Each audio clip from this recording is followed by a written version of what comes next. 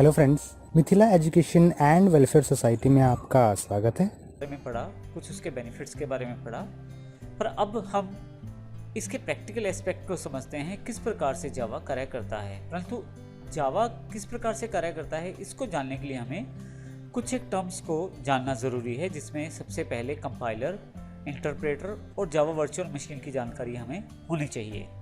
जैसा हमने पहले भी बताया था कि अगर आपके पास बिल्कुल भी प्रोग्रामिंग का एक्सपीरियंस नहीं है, अर्थात यदि आपने कोई भी लैंग्वेज पहले नहीं सीखी तो भी कोई बात नहीं, हम हर एक कॉन्सेप्ट को यहाँ पे कवर करने वाले हैं। जैसे जावा में अब हम बात करेंगे कंपाइलर की। कंपाइलर, इंटरप्रेटर और जावा वर्चुअल मशीन तीनों को यहाँ पे हम डिस्कस करेंगे। सबसे पहले कंपाइलर को। कंपाइलर हमारे पास एक सॉफ्टवेयर है छोटा सा, जो हमारे कंप्यूटर में रहता है, जिससे हम अपने सोर्स कोड को बाइनरी या मशीन कोड में कन्वर्ट कर सकते हैं। अब इसको इस एग्जांपल के द्वारा समझते हैं। बेसिकली ये लेफ्ट साइड पे यदि देखें तो हम एज अ प्रोग्रामर बात कर रहे हैं।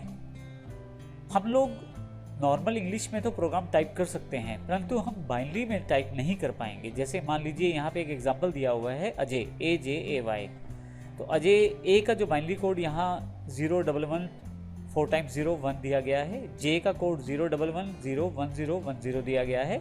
इस तरह से ए और वाई को भी कोड दिया है।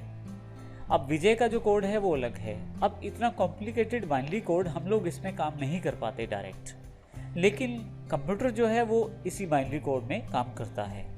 तो यहाँ पे एक समस्या ये आ जाती है कि हम तो नॉर्मल इंग्लिश जानते हैं, जैसे मैं अजय के केस में AJAY तो याद रख सकता हूँ, परंतु इस इतने बड़े कोड को, जो अजय के कोड को अगर मैं मिला दूँ तो इतना बड़ा कोड मैं याद नहीं रख पाऊँगा।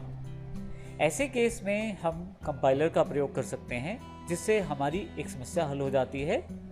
हम नॉर्मल इंग्लिश में टाइप करते हैं अपने प्रोग्राम, जिसको सोर्स कोड कहते हैं। कंपाइलर इस सोर्स कोड को बाइनरी कोड में कन्वर्ट करता है, और कंप्यूटर जिस भाषा में समझ सकता है, अर्थात बाइनरी कोड में, उसमें आसानी से उस तक ये बात पहुंचा देता है। तो कंपाइलर एग्जैक्टली एक सॉफ्टवेयर है जो हमारी सिंपल इंग्लिश के सोर्स कोड को बाइनरी कोड या मशीन कोड में कन्वर्ट करता है, और C++ के अलावा इसे जावा में भी प्रयोग किया जाता है। यहाँ पे यदि आप देखें तो हमारे पास एक छोटा सा कोड दिया गया है, जो C लैंग्वेज का कोड है, जो कि यदि आप देखें तो इंग्लिश में है, सिंपल इंग्लिश में कोड दिया गया है। और कंपाइलर इस कोड को कंपाइल करता है और इसे बाइनरी कोड में कन्वर्ट कर देता है। फाइनली ये बाइनरी कोड जो है ये कंप्यूटर के द्वारा समझा जा सकता है। तो इस तरह से कंपाइलर का मुख्य कार्य हमारे द्वारा दिए गए सोर्स कोड को कंपाइल करके बाइनरी कोड या मशीन कोड में कन्वर्ट करना है। अगर इस पूरे प्रोसेस को देखें तो एक प्रोग्रामर जो होता है, जैसे मैं और आप, लैंग्वेज का प्रयोग करते हैं, जैसे जावा, C++ लैंग्वेज। हर लैंग्वेज के पास कुछ रूल्स रहते हैं, कुछ टूल्स रहते हैं अपने। तो C++ में यदि आप काम करें और जावा में भी यदि आप काम करें, तो कंपाइलर के सहारे आप सिंपल सोर्स कोड को मशीन कोड में कन्वर्ट कर पाते हैं, और फाइनली जो आउटपुट आता है उसे प्रोग्राम हम कहते हैं। तो फाइनली आपके पास C++ की बात करें तो EXIS बन जाती है, जबकि जावा में EXIS नहीं बनती। इसमें आपके पास क्लास फाइल्स और जावा फाइल्स बनती हैं, जिनको हम आने वाले सेशंस में भी वर्कआउट करेंगे, लेकिन यहाँ पे अभी तक के लिए कंपाइलर की बात कर रहे हैं हम। तो कंपाइलर को इस तरह से समझा जा सकता है, जो हमारी सोर्स कोड को कंप्यूटर को समझने वाली भाषा में कन्वर्ट करने के काम आता है। तो इस प्रकार हमने इस सेशन में देखा किस प्रकार एक कंपाइलर का प्रयोग सोर्स कोड को मशीन कोड या बाइनरी कोड में कन्वर्ट करने के काम आता है।